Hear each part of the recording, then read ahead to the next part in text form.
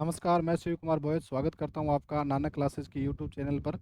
जैसा कि आपको विदित है, अपने मनोविज्ञान विषय स्टार्ट कर रखा है और मनोविज्ञान विषय के अंदर अपना जो टॉपिक है वो चल रहा है अधिगम। और अधिगम की अपने 8 क्लासेस कंप्लीट कर चुके हैं। आज क्लास नंबर 9, जिसके अंदर अपने का अधिगम के सिद्धांत के अंदर अपने अधिगम का सिद्धांत नंबर 1 को कंप्लीट कर लिया। आज अपने पढ़ेंगे अधिगम के सिद्धांत नंबर 2 को। चलते हैं।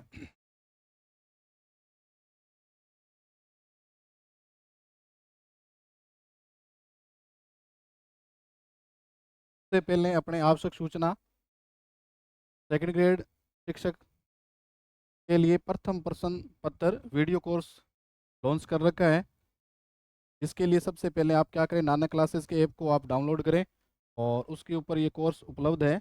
आप अपनी तैयारी को बेहतरीन करने के लिए इस कोर्स को आप परचेज कर सकते हैं। अधिक जानकारी के लिए ये हेल्पलाइन नंबर दे रखे हैं। उसके बाद इसी प्रकार से सेकंड ग्रेड शिक्षक का, वरिष्ठ अध्यापक का, ये भी संपूर्ण पाठ्यक्रम पर आधारित है। शेड्यूल आधारित टेस्ट भी है और टॉपिक वाइज टेस्ट भी दे रखे हैं और इसमें प्रथम जो प्रश्न पत्र है, टेस्ट सीरीज भी इसकी लॉन्च कर रखी है। अधिक जानकारी के लिए आप इन पे संपर्क कर सकते हैं।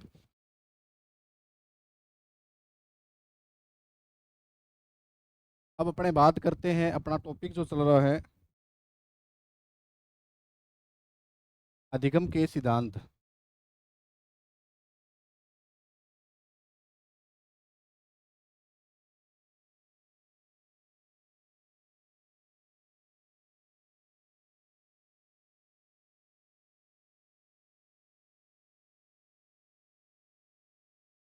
अधिगम के सिद्धांत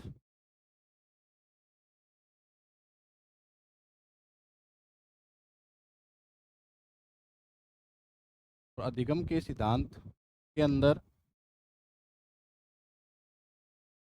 सिद्धांत नंबर 2, इसका नाम है अनुकूलित अनुक्रिया सिद्धांत। अनुकूलित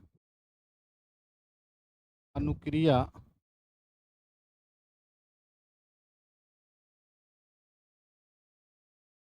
अनुकूलित अनुक्रिया सिद्धांत।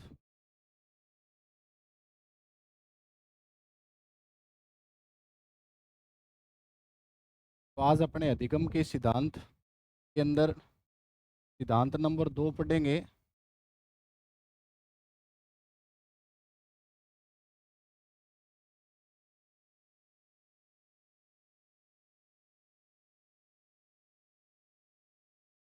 इसका नाम है अनुकूलित अनुक्रिया सिद्धांत। तो सबसे पहले अगर बात करें कि अनुकूलित अनुक्रिया सिद्धांत दिया किसने है, तो अनुकूलित अनुक्रिया सिद्धांत के जो प्रवर्तक हैं, अनुकूलित अनुक्रिया सिद्धांत के जो प्रवर्तक हैं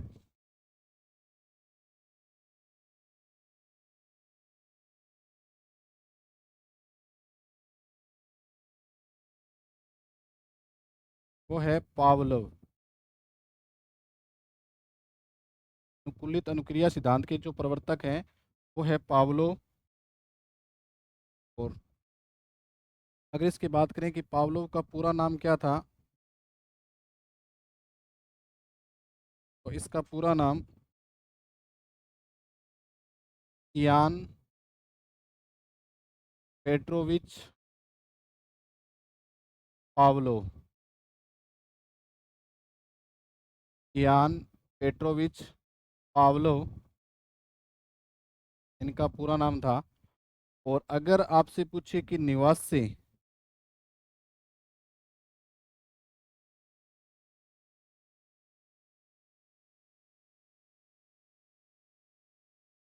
तो ये रूस के थे और एक शारीरिक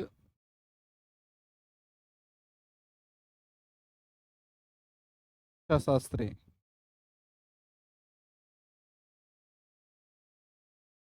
या जिसको अपने बोल सकते हैं फिजियोलॉजिस्ट।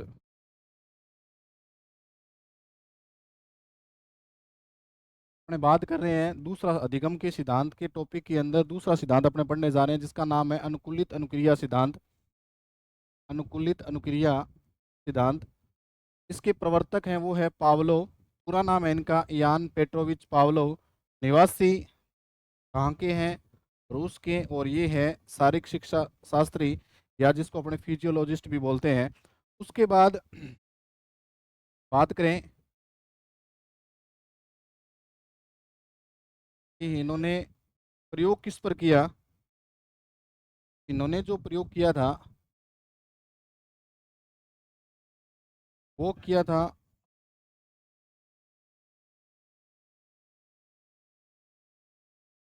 इन्होंने जो अपना प्रयोग किया था वो किया था कुत्ते पर।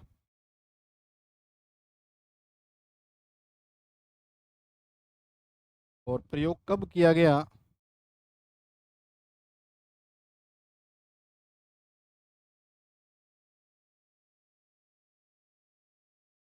तो अगर आपसे पूछे कि प्रयोग कब किया गया, ये प्रयोग किया गया था 1904 के अंदर। 1904 के अंदर। एक बार फिर अपने अधिगम के सिद्धांत के सिद्धांत नंबर 2, जिसका नाम है अनुकूलित अनुक्रिया सिद्धांत। प्रवर्तक है पावलोव। पूरा नाम है यान पेट्रोविच पावलोव। निवासी रूस के हैं। और ये शारीरिक शिक्षा शास्त्री है। प्रयोग किस पे किया है? कुत्ते पर। प्रयोग कब किया गया? 1904 के अंदर।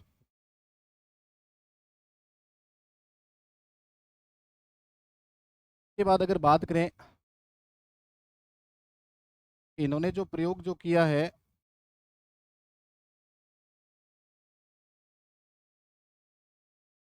प्रयोग कब किया, अभी मैंने आपको बताया कि इन्होंने जो प्रयोग किया है वो किया है 1904 के अंदर।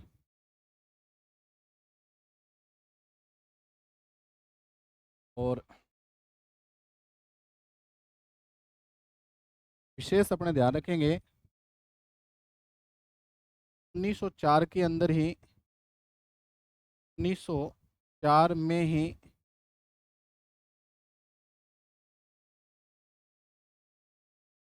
1904 में ही पावलोव को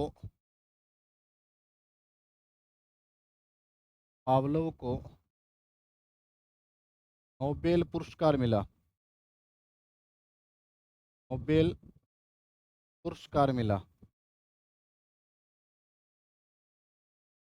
प्रश्न पूछा जा सकता है कि पावलोव को नोबेल पुरस्कार कब मिला?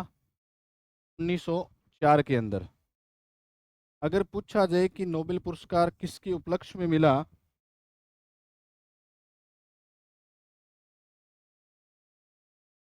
तो पावलोव को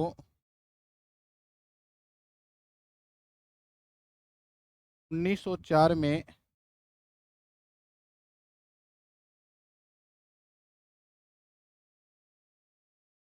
कुत्ते की लार ग्रंथि, पावलोव को 1904 के अंदर कुत्ते की लार ग्रंथि या पेरोटिड ग्रंथि पर प्रयोग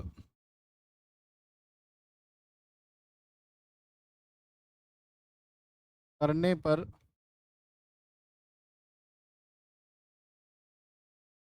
नोबेल पुरस्कार मिला।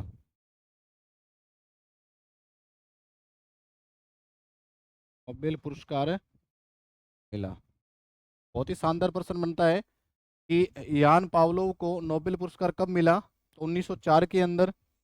और 1904 के अंदर नोबेल पुरस्कार किसके उपलक्ष्य में मिला? तो आपको ध्यान रखना है कि कुत्ते की लार ग्रंथि, जिसको अपने पेरोटिड ग्रंथि भी बोलते हैं, उस पर प्रयोग करने के लिए। और विशेष अगर लिखना चाहें,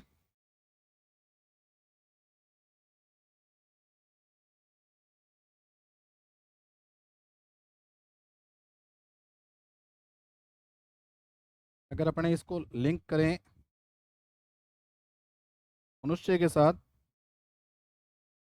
मनुष्य में 3 प्रकार के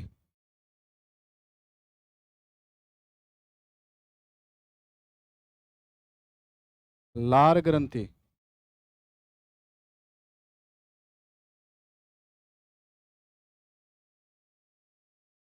ग्रंथि पाई जाती है।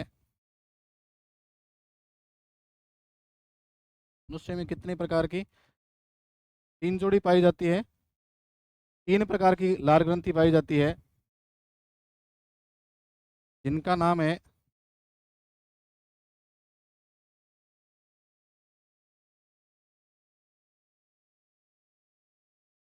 अधोजम,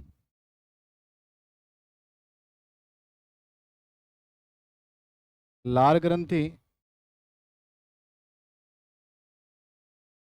अधो जीवा, लार ग्रंथि, अधोजम, अधोजीवा और कर्णपूर्व लार ग्रंथि। एक बार फिर बता दें कि 1904 के अंदर पावलोव को नोबेल पुरस्कार मिला है। तो पावलोव को जो नोबेल पुरस्कार मिला है वो कुत्ते की लार ग्रंथि के प्रयोग के उपलक्ष्य में मिला है। फिर अपने इसको लिंक किया है कि मनुष्य में भी 3 प्रकार की लार ग्रंथि पाई जाती है, जिसका नाम है अधोजम लार ग्रंथि, अधोजीवा और कर्णपूर्व लार ग्रंथि। अगर वैसे अगर देखा जाए तो लार क्या होता है?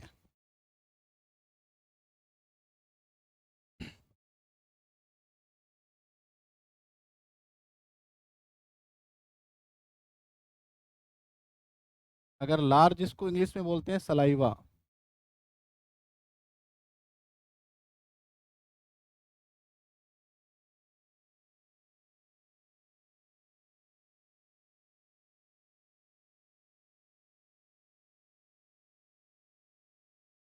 लार क्या होता है कि लार एक ऐसा पदार्थ है, लार एक ऐसा पदार्थ है जो भोजन को भोजन को मुलायम व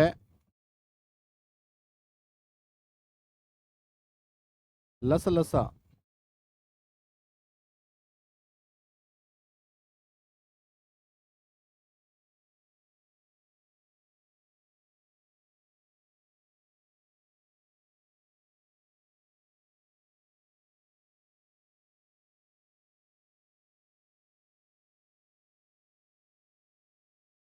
तो भोजन को मुलायम व लसलसा बनाता है।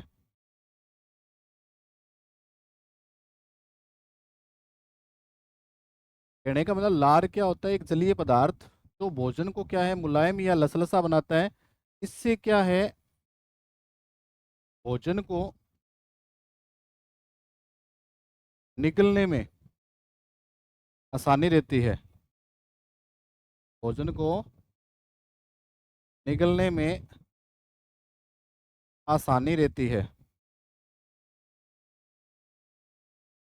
ये था एक पीछे लार जो क्या करती है, भोजन को मुलायम या चिकना बनाती है, जिससे क्या है कि भोजन को निगलने में क्या रहती है, आसानी। तो अपने बात कर रहे थे पावलोव के बारे में। तो अब अपने जानने का प्रयास करते हैं कि पावलोव ने किस प्रकार से प्रयोग को किया। तो इसके अंदर सबसे पहले अगर बात करें, सबसे पहले इसके अंदर बार बार जिन शब्दों की पुनरावृत्ति होगी तो वो शब्द अपने इसके अंदर शब्द आएगा उद्दीपक, जिसको इंग्लिश में कहते हैं स्टिमुलस। उद्दीपक क्या होता है? सबसे पहले अपने जान लेते हैं कि उद्दीपक का मतलब क्या होता है बेटा। वातावरण में उपस्थित, वातावरण में उपस्थित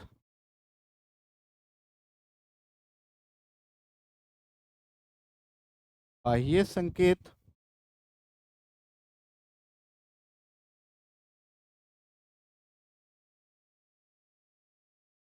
उद्दीपक कहलाता है।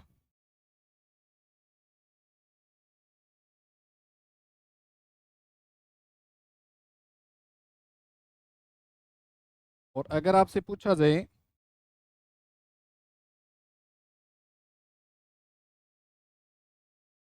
उद्दीपक के प्रकार, उद्दीपक के अपने दो प्रकार पढ़ते हैं। एक तो होता है स्वाभाविक उद्दीपक,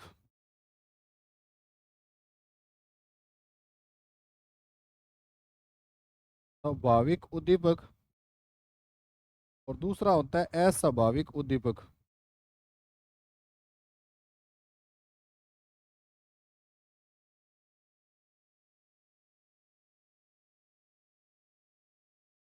स्वाभाविक उद्दीपक को अपने कहते हैं अनकंडीशनड,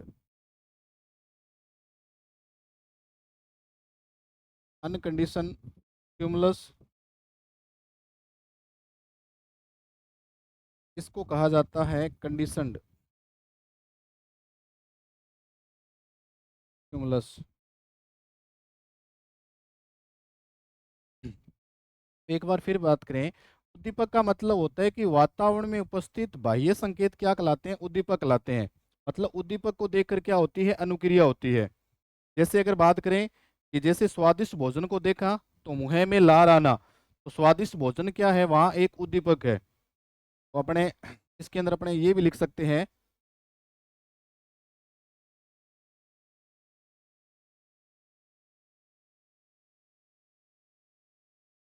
स्वादिष्ट भोजन को देखकर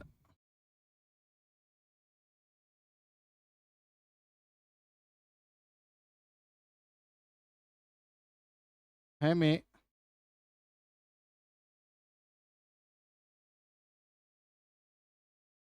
लार का आना, स्वादिष्ट भोजन को देखकर मुंह में लार का आना, इसके अंदर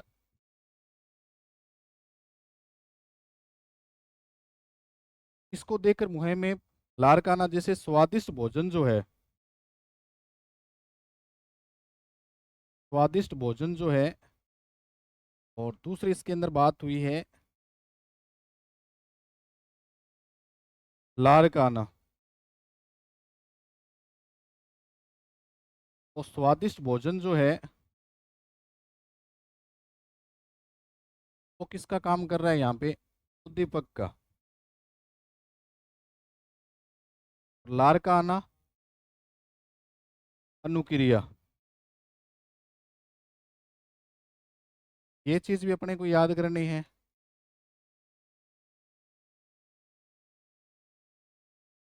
दूसरी अगर बात करें, जैसे सेकंड एग्जांपल की बात करें,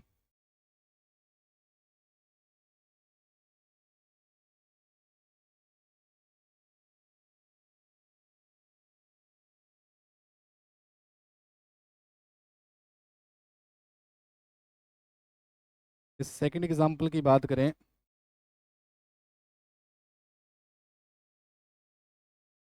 अध्यापक के आने पर, अध्यापक के आने पर बच्चों का शांत होना,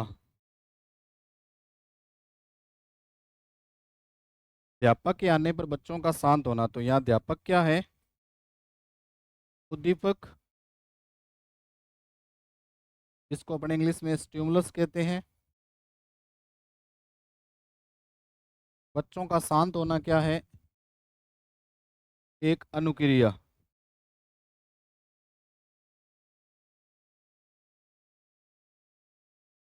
इसको अपने रिस्पॉन्स कहते हैं। एक बार अपने थोड़ा रिवीजन करते हैं कि अपने क्या पढ़ा है। तो अधिगम के सिद्धांत नंबर 2 के अंदर अपने पढ़ने जा रहे थे। तो अधिगम के सिद्धांत नंबर 2 का नाम है बेटा अनुकूलित अनुक्रिया सिद्धांत। अनुकूलित अनुक्रिया सिद्धांत, प्रवर्तक कौन है, पावलोव। पूरा नाम है यान पेट्रोविच पावलोव। निवासी कहाँ के हैं, रूस के। क्या है, फिजियोलॉजिस्ट है।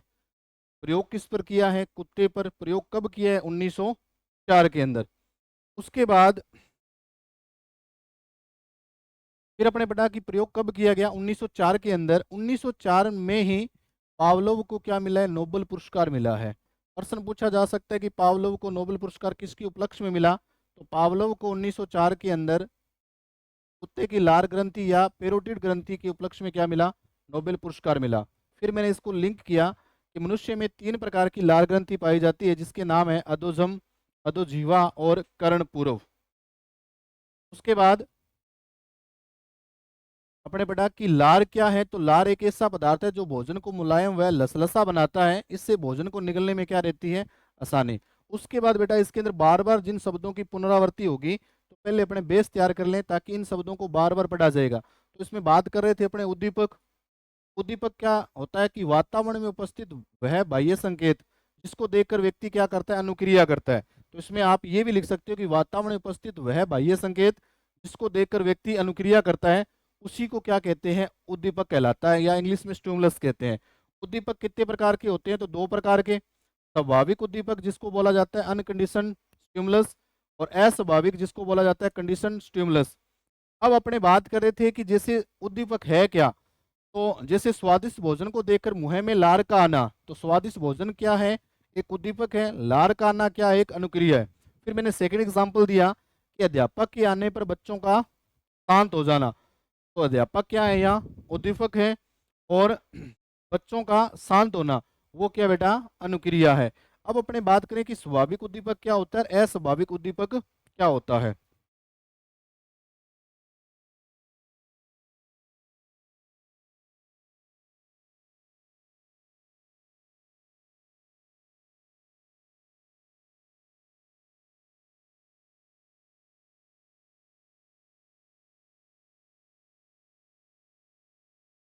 स्वाभाविक उद्दीपक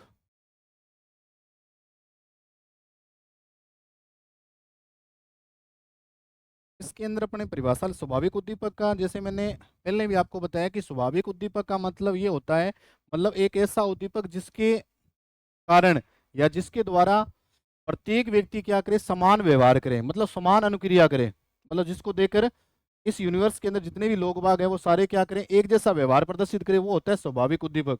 इसको इंग्लिश में क्या बोलते हैं? अनकंडीशनड। जिसको इंग्लिश में बोलते हैं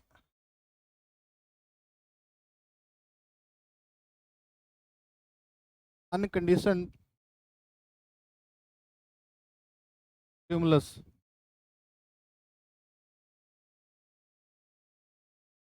इसके अंदर अपने परिभाषा लिखना चाहें तो आप क्या लिख सकते हो?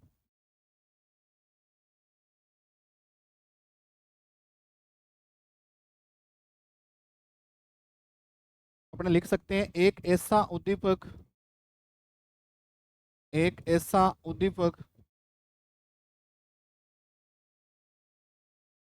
जिसके कारण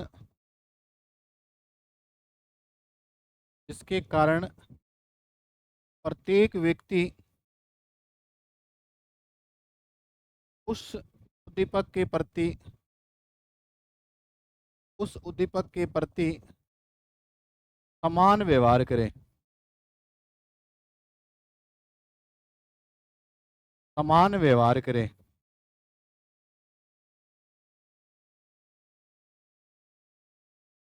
उसे स्वाभाविक उद्दीपक कहते हैं। उसे स्वाभाविक उद्दीपक कहते हैं। एक बार फिर बता दूं कि स्वाभाविक उद्दीपक का मतलब एक ऐसा उद्दीपक जिसके कारण प्रत्येक व्यक्ति उस उद्दीपक के प्रति समान व्यवहार करे, उसको क्या कहते हैं? स्वाभाविक उद्दीपक।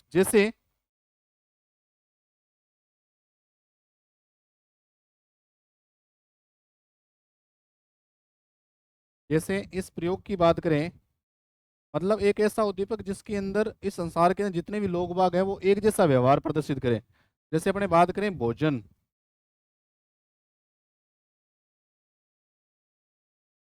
तो भोजन को देखकर लार का आना,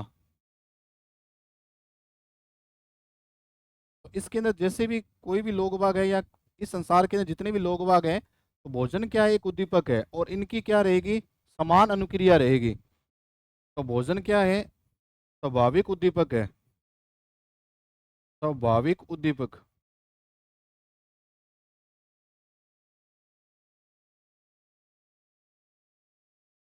और लार का ना क्या है, अनुक्रिया। इसको अपने रिस्पॉन्स बोलते हैं।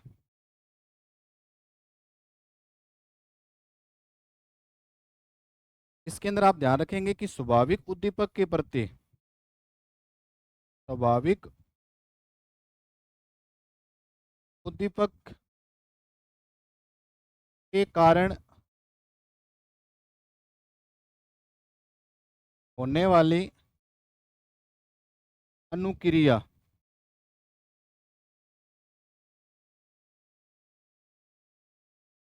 स्वाभाविक अनुक्रिया कहलाती है।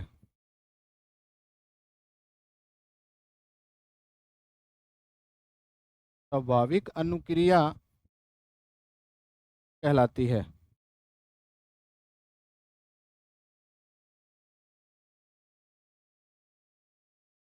जैसे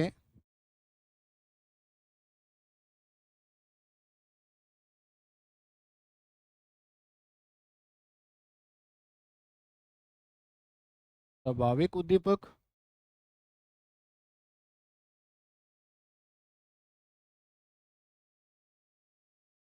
के कारण जो अनुक्रिया जो होगी वो होगी स्वाभाविक अनुक्रिया।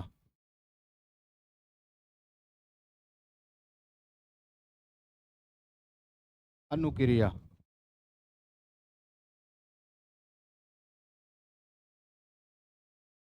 इसको अपने इंग्लिश में क्या बोला था,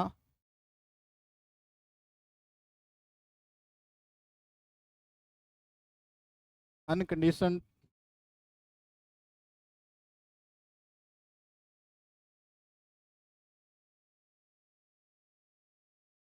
अनकंडीशन स्टिमुलस, या इसको शॉर्ट के अंदर अपने ये कह सकते हैं यूसीएस। यूसीएस बहुत बार आपको सीधा का सीधा नाम मिल जाएगा यूसीएस। यूसीएस का मतलब है अनकंडीशन स्टिमुलस। और की बात करें, इसको बोला जाएगा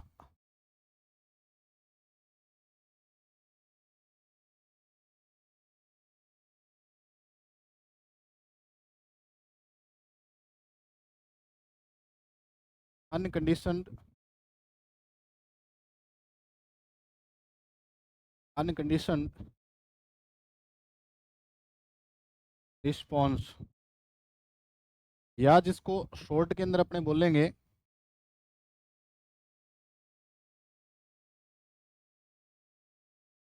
यूटीआर। ये चीज अपने को ध्यान रखनी है कि स्वाभाविक उद्दीपक के प्रति जो अनुक्रिया जो होगी वो होगी स्वाभाविक अनुक्रिया होगी, जिसको स्वाभाविक उद्दीपक को इंग्लिश में क्या बोलते हैं, अनकंडीशन स्टिमुलस, या जिसको शॉर्ट के अंदर बोलते हैं यूसीएस। और स्वाभाविक अनुक्रिया को बोलते हैं अनकंडीशनड रिस्पॉन्स या यूसीआर। अब अपने बात करें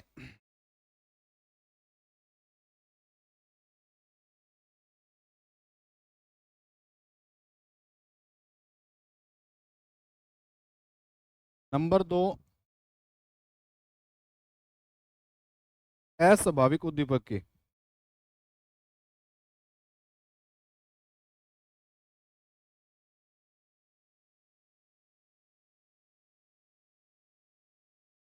अस्वाभाविक उद्दीपक जिसको अपने बोलते हैं कंडीशनड स्टिमुलस। अस्वाभाविक का मतलब होगा कि एक ऐसा उद्दीपक जिसमें प्रत्येक व्यक्ति की जो अनुक्रिया होगी वो समान नहीं होगी, अलग अलग होगी। इसमें आप लिख सकते हैं एक ऐसा उद्दीपक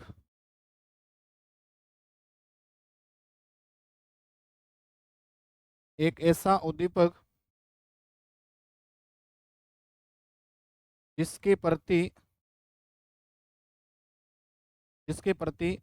प्रत्येक व्यक्ति के द्वारा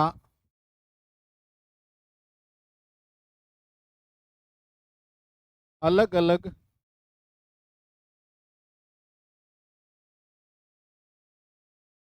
या भिन्न भिन्न प्रकार की अनुक्रिया हो।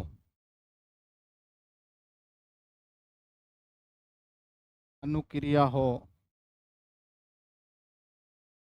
से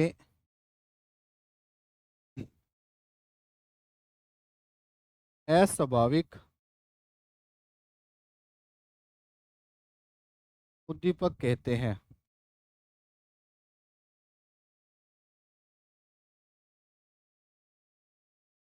इसके अंदर अस्वाभाविक उद्दीपक का मतलब ये होता है कि एक ऐसा उद्दीपक जिसके प्रति प्रत्येक व्यक्ति के द्वारा अलग अलग या भिन्न भिन्न प्रकार की क्या हो, अनुक्रिया हो, उसको क्या कहते हैं, अस्वाभाविक उद्दीपक। अब बेटा इसकी एग्जांपल समझने की प्रयास करते हैं अपने। और एक बात अपने को ये भी ध्यान रखनी है कि अस्वाभाविक उद्दीपक के कारण,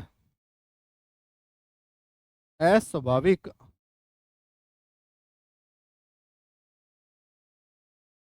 उद्दीपक के कारण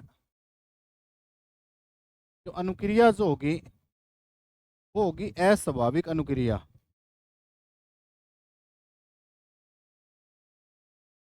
अस्वाभाविक अनुक्रिया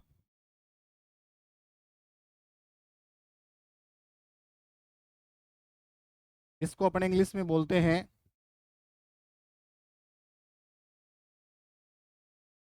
कंडीशनड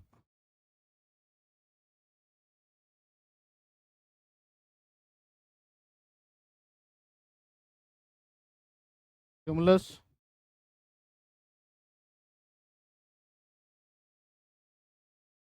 या इंग्लिश की बात करें इधर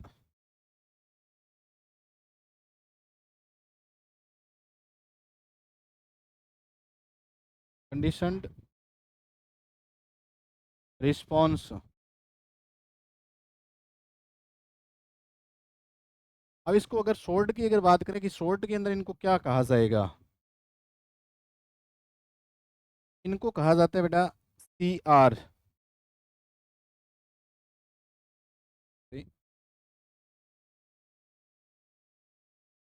CS और इनको कहा जाएगा CR।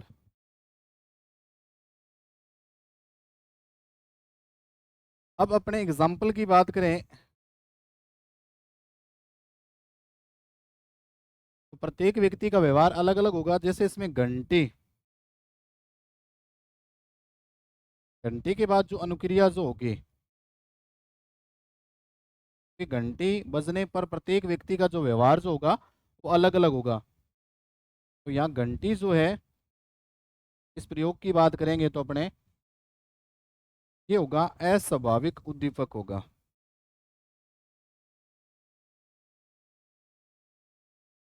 अस्वाभाविक उद्दीपक होगा और इसके कारण जो अनुक्रिया जो होगी वो होगी अस्वाभाविक अनुक्रिया। अस्वाभाविक अनुक्रिया ये तो अपने जानने का प्रयास किया कि बेसिक है क्या इसका। अपने सबसे पहले अगर बात करें तो अपने बेसिक जानने का प्रयास किया कि अपने बेसिक के अंदर उद्दीपक क्या होता है, उद्दीपक के प्रकार क्या हैं, इस प्रकार से अपने इसको जानने का प्रयास किया। तो बेटा इसके अंदर इस प्रकार से भी आपसे, जैसे मैं अगर थोड़ा सा और विश्लेषण करूं तो अपने इसके अंदर आपसे ऐसे भी पूछा जा सकता है, जैसे आपको इस प्रकार से लिखा मिल जाए यूसीएस, और यूसीएस के द्वारा जो अनुक्रिया जो होगी बेटा वो क्या होगी, UCR। दूसरी बात अगर करें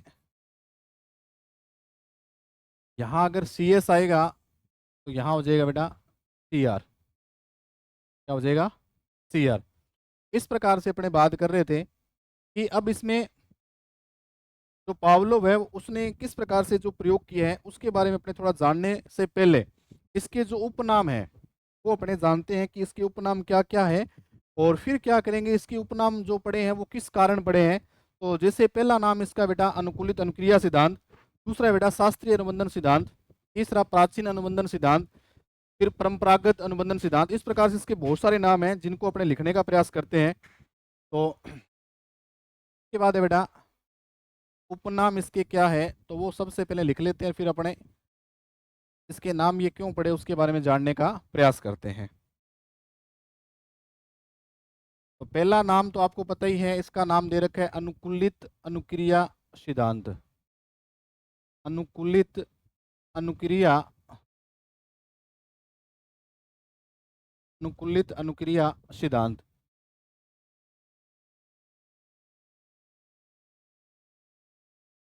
दूसरा है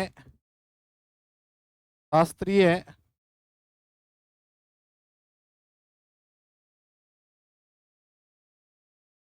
अनुबंधन सिद्धांत। शास्त्रीय अनुबंधन सिद्धांत जिसको अपने कहते हैं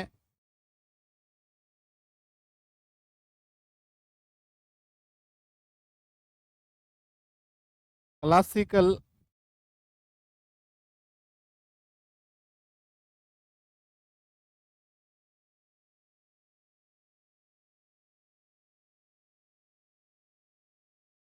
क्लासिकल कंडीशनिंग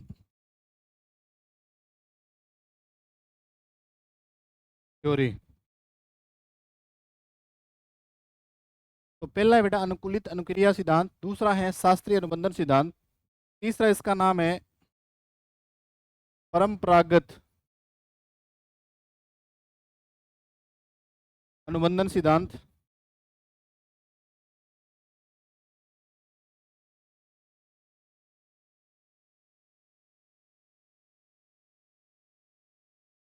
चौथा इसी के आधार पर इसका नाम है प्राचीन अनुबंधन सिद्धांत।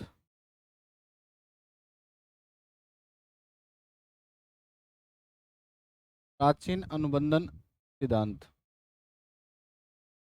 पहला नाम इसका अपने पढ़ा अनुकूलित अनुक्रिया सिद्धांत, दूसरा शास्त्रीय अनुबंधन सिद्धांत, तीसरा परंपरागत अनुबंधन सिद्धांत, चौथा बेटा प्राचीन अनुबंधन सिद्धांत।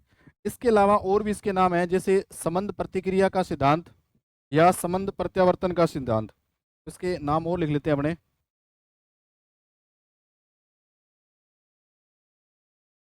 संबंध प्रतिक्रिया का सिद्धांत, संबंध प्रतिक्रिया का सिद्धांत, या इसी का नाम है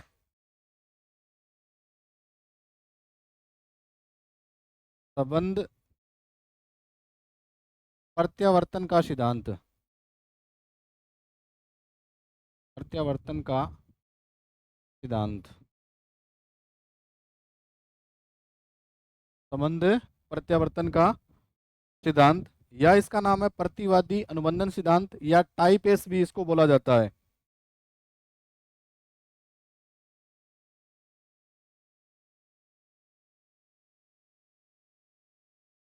प्रतिवादी अनुबंधन सिद्धांत, या इसी का नाम है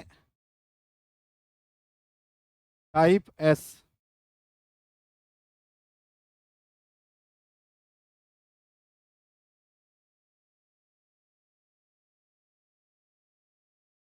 एस टाइप थ्योरी।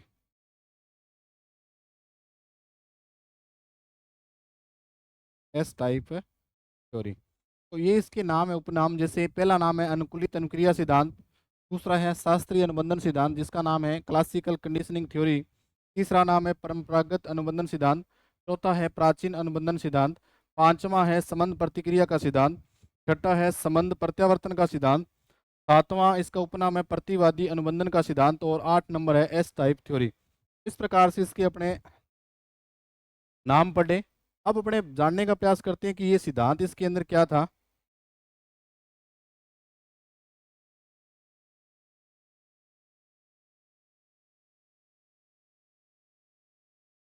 सबसे पहले इस सिद्धांत को अपने जानने का प्रयास करते हैं, जैसे इस इमेज के माध्यम से।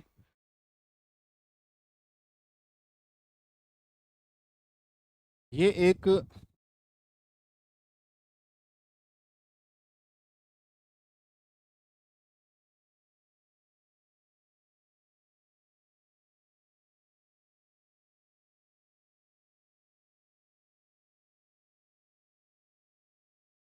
ये एक मेज है,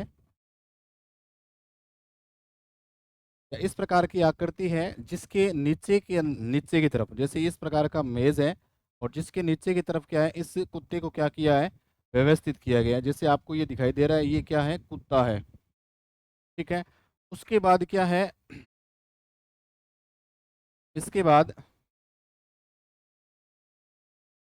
ये क्या है,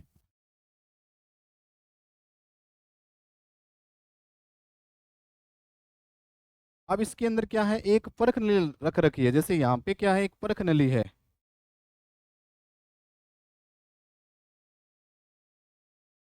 और यहाँ पे एक क्या है, वायर है यानी पाइप है, जिसके अंदर ये क्या कर रहे हैं कि कुत्ते द्वारा लार का क्या कर रहे हैं, ये परीक्षण कर रहे हैं, लार का परीक्षण,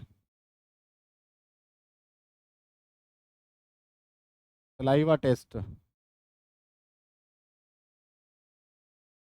तो इसके अंदर दिखा रखा है कि किस प्रकार से, जैसे जैसे कुत्ता है, ये किस प्रकार से इसने सलाइवा जो निकाल रखा है। एक बार फिर बता दें बेटा, इसके अंदर क्या कुछ है कि कुत्ते को क्या किया गया है, एक मेज के नीचे व्यवस्थित किया गया है, और कुत्ते के मुख के आगे एक परखनी लगा दी गई है, जिसके द्वारा क्या है कि कुत्ता जैसे ही लार को सिक्रेट करेगा, स्रावित करेगा या बाहर निकालेगा, तो वो उस परखनी के अंदर क्या हो जाएगी, इकट्ठी होती जाएगी। इस प्रकार से इसके अंदर बताया गया है। बाकी इसके अंदर और इसका प्रयोग क्या होता है, जिसके बारे में अपने जानने का प्रयास करते हैं।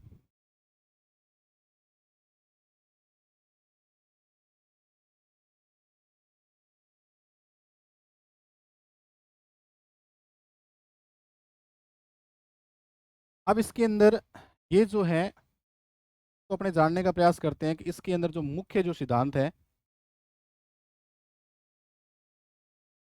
इसके अंदर पहले लिखा हुआ है बिफोर कंडीशनिंग। अब देखो, कंडीशनिंग, बिफोर कंडीशनिंग का मतलब यहाँ क्या है, मतलब अनुबंधन से पहले, अनुबंधन से पहले। और यहाँ दे रखा है अनुबंधन से पहले, बिफोर कंडीशनिंग, दोनों के अंदर क्या है, बिफोर कंडीशनिंग, मतलब जब तक अनुबंधन स्थापित नहीं हुआ है, अनुबंधन से पहले, यहाँ भी। इसके बाद क्या है, ड्यूरिंग कंडीशनिंग, मतलब अनुबंधन के दौरान, अनुबंधन के दौरान। आफ्टर कंडीशनिंग, अनुबंधन के बाद, अनुबंधन के बाद।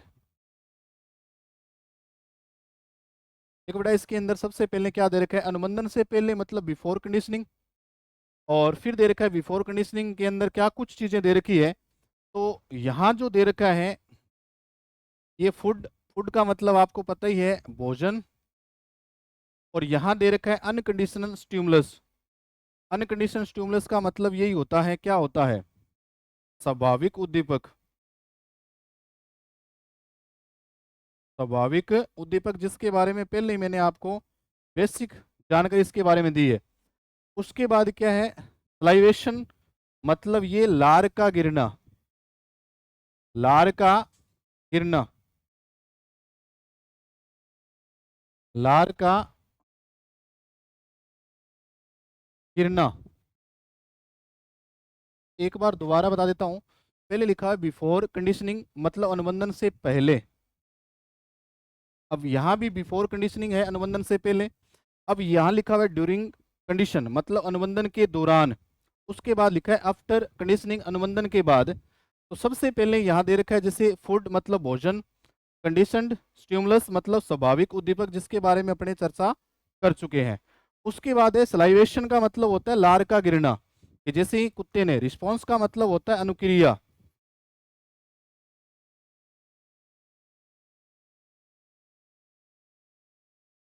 अपने बात कर रहे थे, बिफोर कंडीशनिंग का मतलब होता है अनुबंधन से पहले, बिफोर कंडीशनिंग ये भी अनुबंधन से पहले, ड्यूरिंग कंडीशनिंग का मतलब अनुबंधन के दौरान, और आफ्टर कंडीशनिंग अनुबंधन के बाद। तो अपने बात करें कि पहले इंग्लिश वर्जन जो दे रखा है उसको समझाने का प्रयास करूं, कि जैसे यहाँ फूड का मतलब भोजन है, अनकंडीशन स्टिमुलस का मतलब होता है स्वाभाविक उद्दीपक। रिस्पॉन्स का मतलब अनुक्रिया। सलाइवेशन का मतलब होता है लार का गिरना। अब अनकंडीशन स्टिमुलस मतलब स्वाभाविक उद्दीपक के कारण जो लार का गिरना कौन सी क्रिया होगी? स्वाभाविक अनुक्रिया होगी।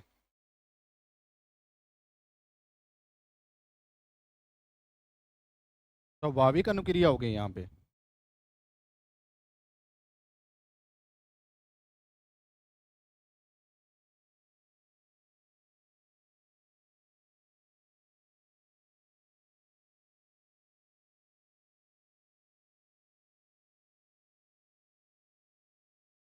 स्वाभाविक अनुक्रिया, जैसा कि मैंने आपको बताया भी था कि स्वाभाविक उद्दीपक के बाद जो अनुक्रिया जो होगी वो बेटा स्वाभाविक अनुक्रिया होगी। उसके बाद क्या है?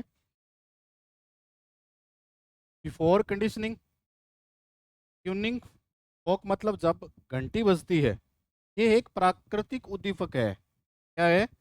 नेचुरल स्टिमुलस है, मतलब प्राकृतिक उद्दीपक।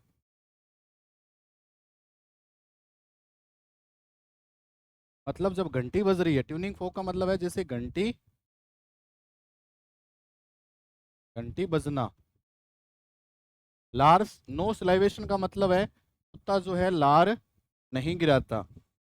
नो कंडीशन रिस्पॉन्स मतलब कोई अनुक्रिया नहीं होती। उसके बाद बात करें अपने 3 नंबर की, ड्यूरिंग कंडीशन के अंदर यहाँ लिख रखा है ट्यूनिंग फोक, मतलब यहाँ घंटी बज रही है, घंटी का बजना। और यहाँ क्या है बेटा? उसके बाद भोजन। और उसके बाद क्या है? रिस्पॉन्स का मतलब है अनुक्रिया। और सिलाइवेशन का मतलब मैंने आपको बता दिया, लार का गिरना। अनकंडीशन रिस्पॉन्स का मतलब क्या होगा? स्वाभाविक अनुक्रिया। स्वाभाविक अनुक्रिया, क्योंकि भोजन के कारण ही वो कुत्ता क्या कर रहा है? लार गिरा रहा है। लेकिन अनुबंधन स्थापित होने के बाद पहले जो भोजन के कारण जो कुत्ता लार गिरा रहा है, अब वो क्या कर रहा है? यहाँ पे घंटी बजना प्रारंभ हुई। के बाद ये क्या है? कंडीशन स्टिमुलस का मतलब है अस्वाभाविक उद्दीपक। अस्वाभाविक,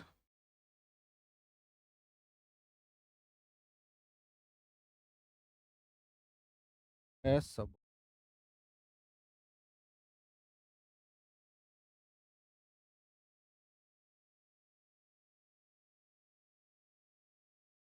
स्वाभाविक उद्दीपक।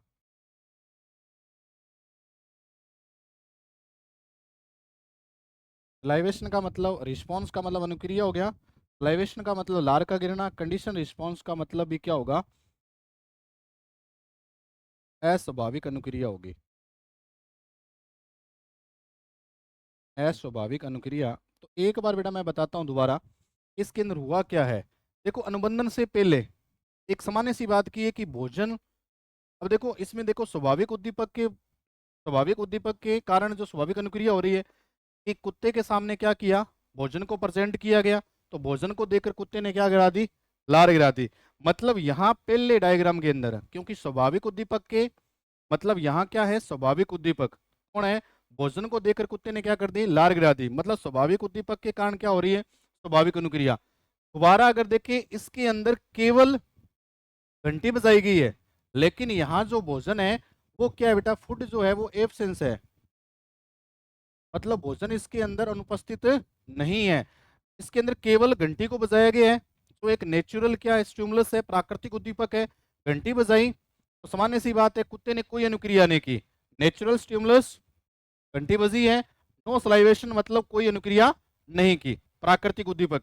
उसके बाद क्या हुआ? ड्यूरिंग कंडीशन, जैसे ही क्या किया, अब क्या हुआ कि कुत्ते को क्या किया? पहले घंटी बजाई है, पहले घंटी, फिर भोजन, फिर क्या है? कुत्ते ने लार गिराई। अब पहले क्या किया गया? इसके अंदर इस प्रकार का क्रम है बेटा कि पहले घंटी, घंटी के बाद कुत्ते को क्या? भोजन प्रदान किया। और जैसे ही भोजन को देखा, कुत्ते ने क्या कर दी? लार का गिरना प्रारंभ हो गया।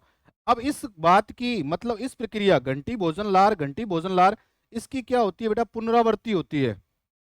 मतलब इस क्रिया को बार बार दोहराया जाता है। दोबारा सुनो, इसके अंदर घंटी, घंटी के तुरंत बजने के बाद क्या किया, भोजन को प्रेजेंट किया गया, और भोजन को देखकर कुत्ते ने क्या करवा दी, लार। अब इस क्रिया की क्या होती है बेटा, पुनरावृत्ति होती है, घंटी भोजन लार, घंटी भोजन लार, घंटी भोजन लार। तो कुत्ते को ये बात, अनुबंधन स्थापित का मतलब है घंटी और भोजन के बीच में क्या हो गया, अनुबंधन मतलब संबंध स्थापित हो गया। और कुत्ते को ये समझ में आ गया कि पहले घंटी बजती है और घंटी के तुरंत ही बाद क्या आ जाता है, भोजन आ जाता है। अनुबंधन का मतलब क्या होता है कि जब किसी क्रिया को या कार्य को बार बार दोहराया जाता है, एक ही कार्य को बार बार दोहराया जाता है, तो उनके बीच में एक संबंध स्थापित हो जाता है, जिसको क्या कहते हैं, अनुबंधन या कंडीशनिंग कहते हैं।